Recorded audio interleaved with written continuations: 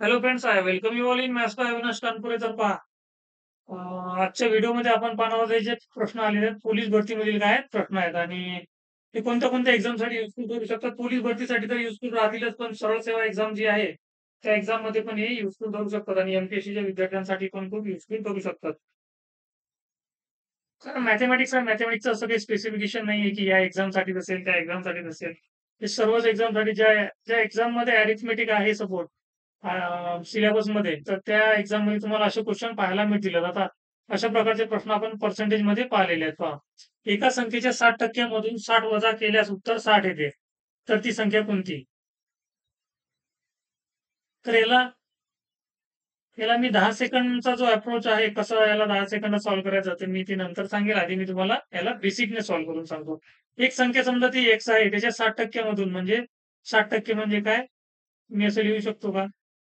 60 भागीला 100. 60% मधून काय केलं? 60 वजा केले.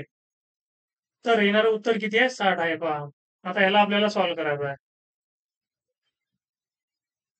एक्स चे 60% बरोबर. आता हे तिकडे अधिक होतील राईट साईडला जाऊन, म्हणजे हे झाले 120. एक्स बरोबर काय होईल आपलं? 120. हे होतील, हे 100 येतील इथं गुणीला आणि 60 येतील भागीला.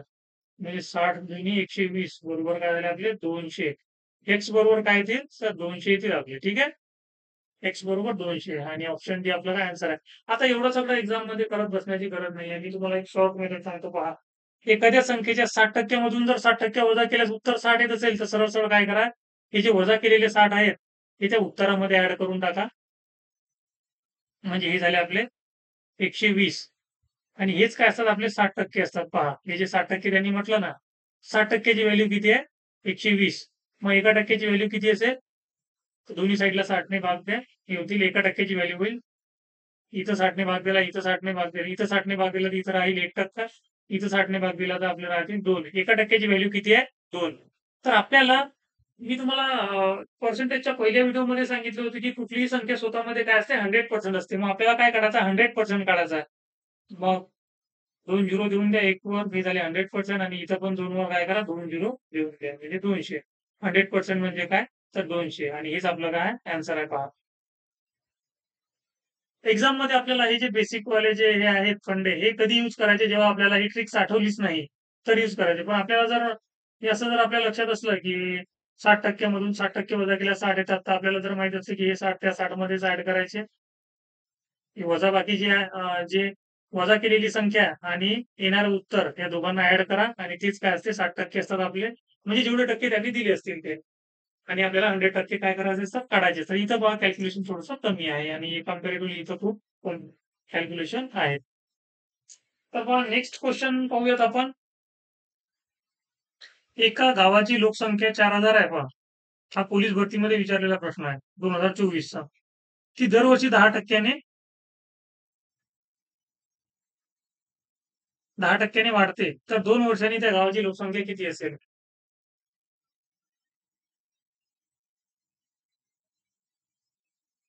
तर याला कसं सॉल्व्ह करणार आपण? आधी तुम्हाला अगदी बेसिक मेथडने सांगतो आणि मग तुम्हाला एक ट्रिकी मेथड सांगतो याची कशी आहे. तर आपल्याकडे 4000 लोकसंख्या आहे. मग पहिल्या वर्षी 10% वाढली म्हणजे काय झालं? 110% झाले. दुसऱ्या वर्षी पण 10% वाढेल म्हणजे 110% झाले. आता पहा, हे तर ठीक आहे. हे झालं बेसिक नाही. पण माझं म्हणणं असं आहे, की आणखी याची मांडणी मी अशी करू शकतो का? 10% वाढ झाली म्हणजे काय? तर 10% वाढ म्हणजे 110 म्हणजे 10 वर 1 वाढला म्हणजेच काय झाला? 11/10 झाला. 10 वर किती? 1 वाढला. 11 येथील अंशामध्ये, छेदामध्ये राहतील 10. 10% म्हणजे काय? तर मल्टिप्लाइंग फॅक्टर येते 11/10. ठीक आहे. म्हणजे लोकसंख्या जर 4000 असेल, तर पहिल्या वर्षी मल्टिप्लाइंग फॅक्टर आला आपला 11/10. पुन्हा दुसऱ्या वर्षी काय होईल? 11/10 होईल, कारण 10% वाढत आहे आणि 2 वर्षाचा टाइम पिरियड दिलाय त्यांनी म्हणून. मग आता हे याला 110 न काढता सरळ सरळ आपण 11/10 काढले. याला याला पण आपण 11/10 लिहू शकतो. असं पहा इथं. हे आणि हे काय सेमच आहे. फक्त मांडणी करण्याची पद्धत जी आहे ती इथं शॉर्टकट आहे. इथं 11/10 मी सरळ लिहिलं. इथं आपण 110% काढले. 110% 2 वेळा काढले. ठीक आहे. आता याला सॉल्व्ह केल्यावर काय होईल? हे 2 झिरो आपले कॅन्सल झाले. आणि हे होतील 40 गुणिला 1 to 1. याला सॉल्व्ह केल्यानंतर आपल्याला भेटतील 4 एक 4, 4 दुनी 8, 4 एक 4 आणि हे 0.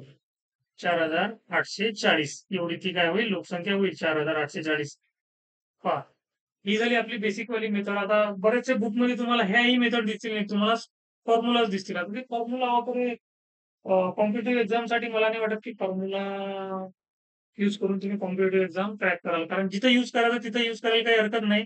बट प्रत्येक ठिकाणी फॉर्म्युला यूज करणं काय चुकीचं आहे. आता पहा, मला तुम्हाला एक नवीन कन्सेप्ट काय सांगायची आहे. तर पहिल्या वर्षी 10% वाढ होत आहे. दुसऱ्या वर्षी पण 10% वाढ होत आहे. म्हणजे मी असं म्हणू शकतो का इथं नेट पर्सेंटेज चेंज काढू शकतो का? हो. तर मी नेट पर्सेंटेज चेंज काढू शकतो इथं.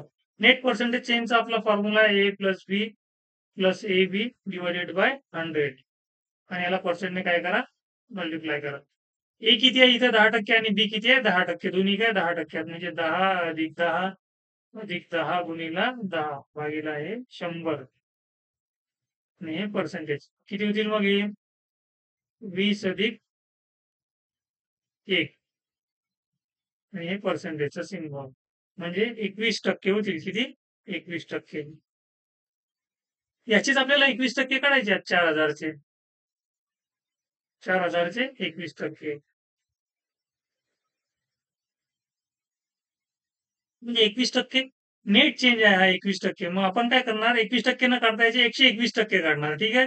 कारण 21% काढला तर फक्त आपल्याला नेट चेंज 21% येईल. आपल्याला काय काढायचं आहे तर वाढलेली लोकसंख्या काढायची आहे म्हणून 21% वाढ झालेली आहे. आपण 121% काढणार आहे. 2 0 कॅन्सल आणि येतील आपले 4840. पहा आता ही मेथड जी आहे ना हे इथं तुम्हाला यासाठी युजफुल वाटत नाही आहे. इथं थोडीशी कॅल्क्युलेटर का वाटत आहे कारण इथं फ्रॅक्शन सिंपल आहे. पहा इथं तुम्ही या मेथडने काढू शकता किंवा याही मेथडने आपण इथं काढू शकतो. इथं जे आपला पर्सेंटेज आहे स्टँडर्ड पर्सेंटेज आपले 10% आहेत 10% आहेत म्हणून हे थोडंसं आपल्याला याही मेथडने इझी जात आहे.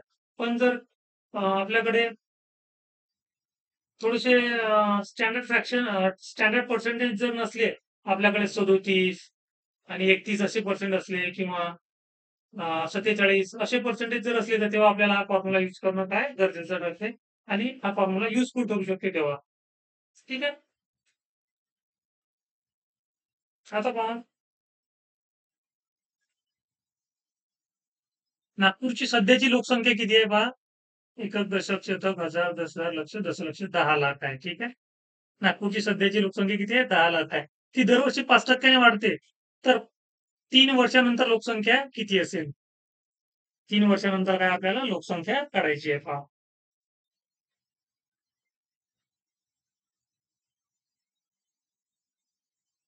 आता माझं म्हणणं आहे की आपण याच्या पण खूप साऱ्या मेथड्स आहेत. आता जर समजा लोकसंख्या जर ही 10 लाख असेल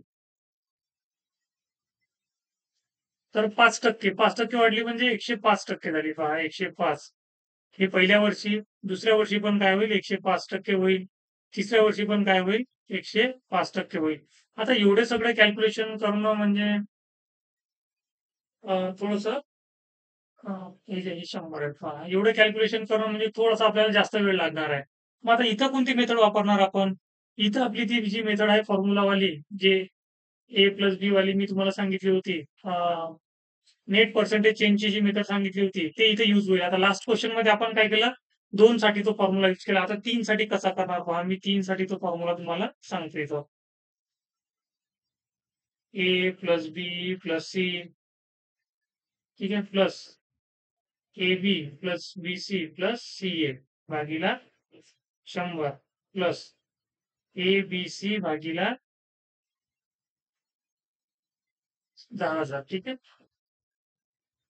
आणि यालाच पर्सेंटचं सिम्बॉल देतात. हे लक्षात घ्या. A plus B plus C plus A B plus B C plus C A divided by 100 इथं 100 आहेत आणि ए बी सी भागीला 10,000 आहेत इथं. आता इथं काहीच नाही आपल्याला असं नाही की एक्झाम मध्ये पूर्ण फॉर्म्युला लिहावं लागेल. तुम्ही जेव्हा प्रॅक्टिस कराल तेव्हा तुम्हाला इझिली हे येऊन जाईल. या कॅल्क्युलेशन पेक्षा किती इथे कधी इथे काय होईल इझीच होईल. आता ए किती आहे आपला 5 आहे. बी किती आहे 5 आहे. सी किती आहे 5 आहे. आणि हे किती एक 5 गुणिले 5 किती होतील आपले 25 अधिक इथं 5 गुणिले 5 25 अधिक 5 गुणिले 5 25 म्हणजे इथं 5 5 आहे ना इथे 5 5 5 इथं पहा म्हणजे आपल्याला या दोघांचा गुणाकार केला तर हे 25 होतील, हे 25 आणि हे पण काय होतील 25 होतील पहा.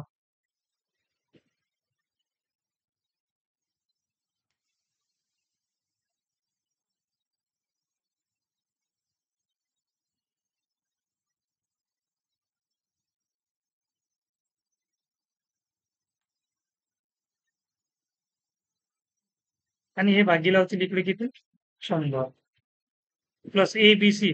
एबीसी म्हणजे 5 गुणिला 5 गुणिला 5 म्हणजे हे 125 भागीला 10,000. ठीक आहे. आणि हे येतील इथं पर्सेंटेज.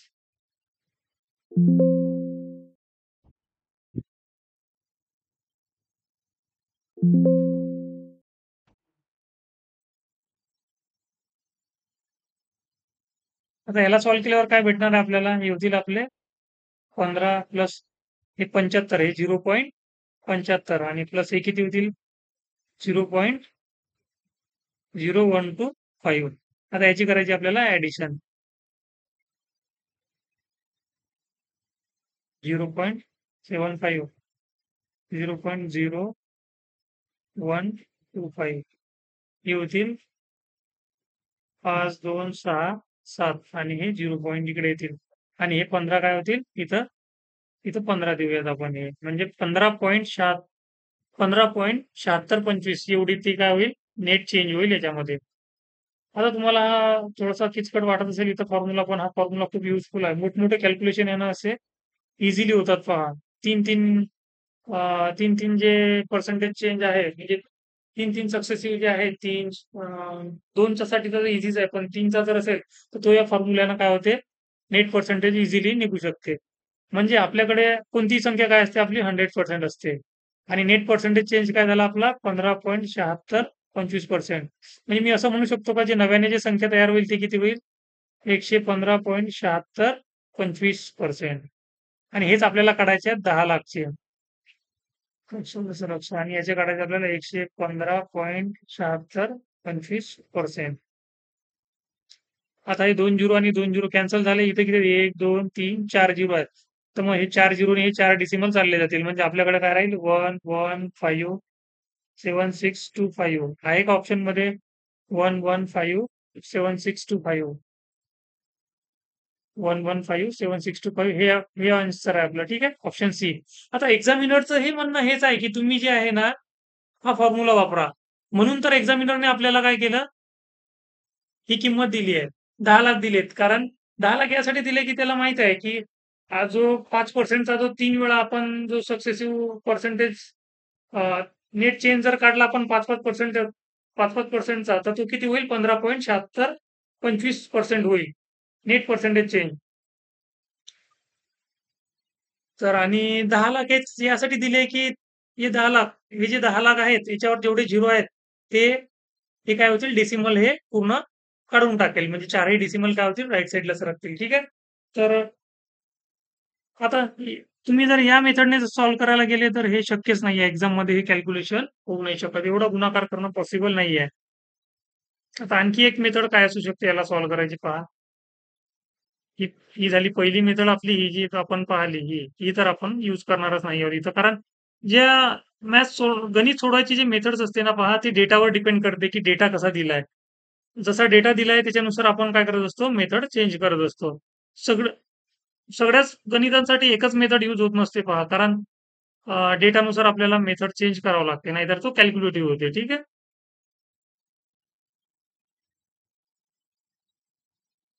आता पहा तिसरी पद्धत कोणती आहे 5% म्हणजे काय 5% म्हणजे 5/100 म्हणजेच 5 1 5 5 दुनी 10 1/20 म्हणजे 5% न वाढत आहे लोकसंख्या. ठीक आहे. म्हणजे 20 ची किती झाली 21 झाली 20 जर असेल तर ती किती होतं 21 होत्या कारण +1 झालेली आहे पहा. ठीक आहे 5% वाढली म्हणजे +1 झाली 20 वर 1 झाली अधिक 21 झाली. म्हणजे आधी जर 20 असेल तर नंतर किती होईल 21 होईल. हे झाला फर्स्ट इयरला. मग सेकंड इयरला काय होते पुन्हा 20 ची काय होते 21 होते आणि थर्ड इयरला काय होते पुन्हा 20 ची काय होते 21 होते पहा. आता आपण काय करणार यांचं पूर्ण मल्टिप्लाय करणार पहा. म्हणजे हे होतील आपले 8,000 आणि हे होतील 21 गुणिला 21 गुणिला 21. आता या 8,000 ची व्हॅल्यू किती आहे? 8,000 ची व्हॅल्यू आपल्याकडे किती दिलेली आहे? 1,0,0,0,0,0. ठीक आहे. तर हे किती टाइम्स आहेत? 3 झिरो आणि 3 झिरो कॅन्सल झालेत आणि हे 125. ठीक आहे. 125 टाइम्स म्हणजे 8,000चे किती झाले? 125 पट झालेली आहे ही संख्या जी आहे. 10 लाख जे आहे ते 8,000च्या 125 टाइम्स आहे. म्हणजे ही जी संख्या आहे 21 गुणिला 21 गुणिला 21 हे पण काय होईल? 125 टाइम्स होईल. पहा इथं पण काय थोडंसं कॅल्क्युलेशन वाढतात. पण आता थोडंफार कॅल्क्युलेशन आपल्याला करावंच लागतील. आता 21चा वर्ग किती होईल आपला? 21चा वर्ग 441 आणि याला पुन्हा 21 ने आपण जर मल्टिप्लाय केलं आणि देन आपल्याला पुन्हा काय करायचं आहे? 1 to 5 ने मल्टिप्लाय करायचं आहे. पहा कॅल्क्युलेटिव्ह होतच आहे याही मेथडने, पण ही मेथड आता ही मेथड कुठे युजफुल ठरते पहा. ही जी मी तुम्हाला रेशो मेथड सांगितली आहे. इथं ठीक आहे, हा पण या क्वेश्चनसाठी एक्झाम अप्रोच नाही आहे. पण हा कुठं युजफुल ठरेल? तर पहा ज्या ठिकाणी 16.66% आणि 33.33%, 12.5% असे पर्सेंटेज जिथं असतील तिथं ही रेशो मेथड युजफुल ठरते. त्यासाठी मी तुम्हाला ही रेशो मेथड काय केलेली आहे? सांगितलेली आहे पहा. नेक्स्ट क्वेश्चन आहे पहा.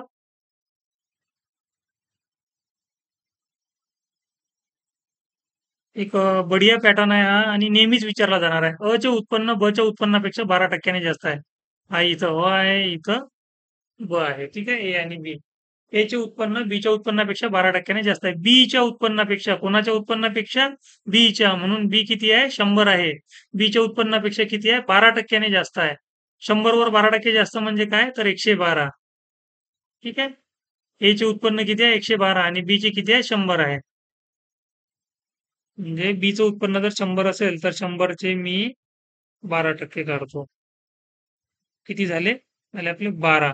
म्हणजे ए चं उत्पन्न जे आहे ते बी पेक्षा किती जास्त आहे? +12 आहे. 100 वर +12 म्हणजे 112.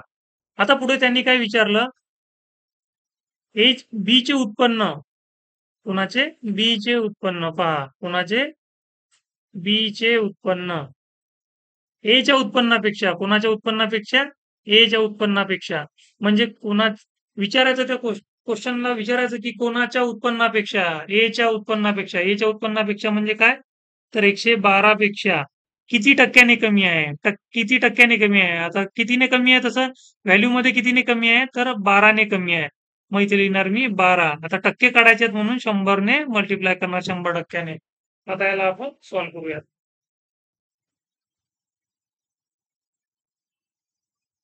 हे होतील 4 त्रिक 12 आणि हे 28 येतील आपले. ठीक आहे. म्हणजे 300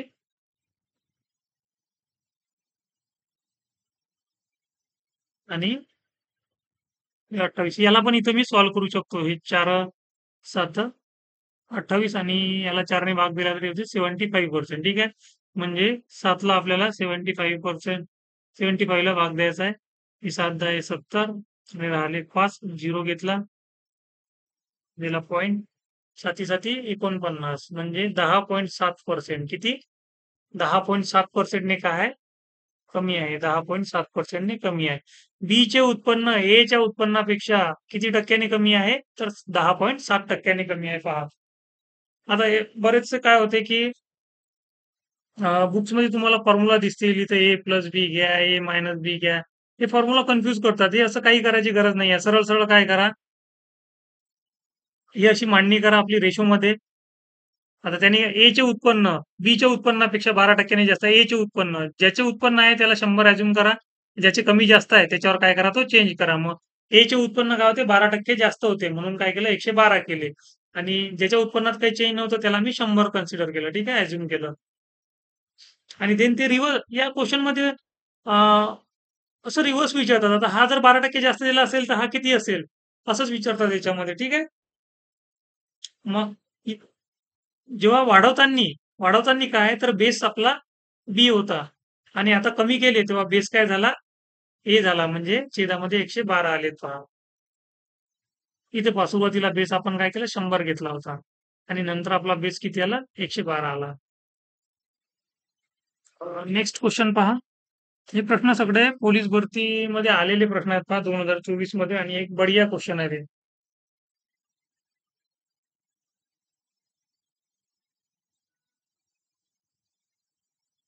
पण इथे थांबूयात आपण या क्वेश्चनला आपण नेक्स्ट व्हिडिओमध्ये आपण पाहूयात. इथून पुढचे जे क्वेश्चन आहेत ते नेक्स्ट व्हिडिओमध्ये पाहूयात. Thank you friends.